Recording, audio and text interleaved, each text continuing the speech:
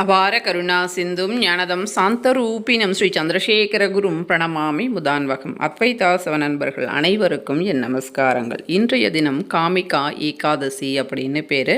போன ஏகாதசி என்று நாம் சாத்துர் மாதம் ஆரம்பமாச்சு.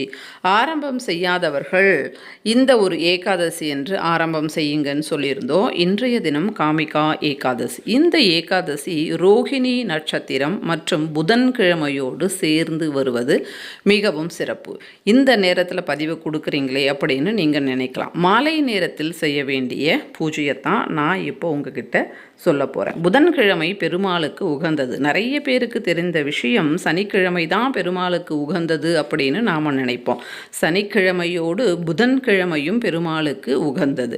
அதில் ரோஹிணி நட்சத்திரம் கிருஷ்ணரினுடைய அவதார நட்சத்திரம். கிருஷ்ண பகவானும் பெருமாளினுடைய அவதாரம், ஏகாதசியும் கூட. இப்படி சாத்துர் மாசத்தில் வருகின்ற இரண்டாவது ஏகாதசி புதன்கிழமை ரோஹிணி நட்சத்திரம். பெருமாளுக்கு மிகவும் உகந்த ஒரு அற்புதமான நாள். இந்த நாளில் துளசி பூஜை இந்த சாத்துர் மாசத்தில் மிகவும் பிரசித்தி பெற்றது. இன்றைய தினம் மாலை நேரத்தில் துளசி பூஜையை எப்படி செய்யலாம் அப்படின்றத பார்க்கலாம். வீடு கட்டுகின்ற யோகம் வேணும், நிலம் வாங்குகின்ற யோகம் வேணும் அப்படின்னு சொல்லுகின்றவர்கள் இந்த பூஜையை மாலை நேரத்தில் செய்யலாம்.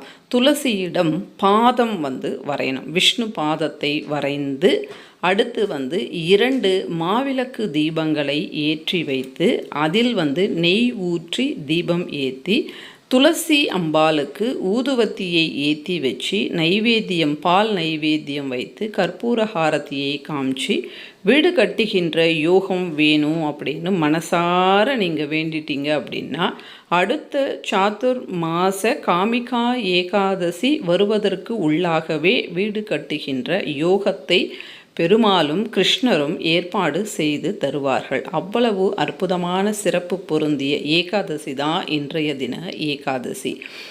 இந்த ஒரு நாள் மட்டும் செய்தால் போதுமா அப்படின்னா, ஒவ்வொரு ஏகாதசி என்றும் மாலை நேரத்தில் விஷ்ணு பாதம் வரைந்து 2 மாவிளக்கு தீபங்களை துளசியிடம் ஏற்றி நாம் நமஸ்காரம் செய்ய வேண்டும். 16 ஏகாதசிகள், வளர்பிறை மற்றும் தேய்பிறை ஏகாதசிகள். இப்படி செய்யும்போது வீடு இல்லாதவர்களுக்கு வீடு கட்டுகின்ற யோகம் என்பது கண்டிப்பாக அமையும்.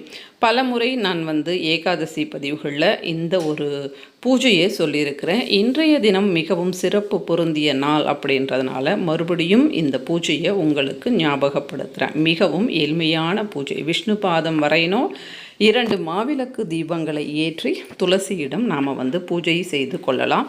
விஷ்ணு சகஸ்ரநாமத்தை படிக்கலாம் அல்லது பெருமாள் நாமம் சொல்லி நாம் பூஜை செய்வது மிக மிக சிறப்பு. மற்றும் ஒரு பதிவில் சந்திக்கின்றேன். நன்றி, வணக்கம்.